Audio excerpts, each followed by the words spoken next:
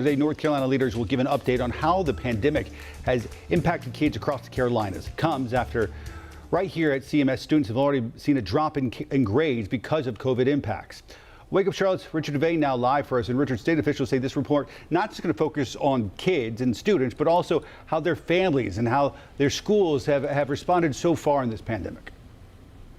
Absolutely correct, Ben. Good morning to you. A good Thursday morning all. Basically, this report that we're going to learn about this report today, why it's been conducted by the state, and also how they have steps in order to get those students back on track. That's something here in the Charlotte School District that is sorely needed. Just for perspective, in 2015, graduation rates were at 88%.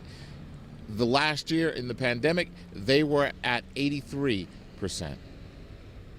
The numbers were expected, but at the time, CMS Superintendent Ernest Winston said the drop in students' grades and preparedness for college were unacceptable. Challenges existed before the pandemic, but they have been worsened during these atypical times. Last year, the district showed huge drops across the board in every subject, every grade level, and every racial group.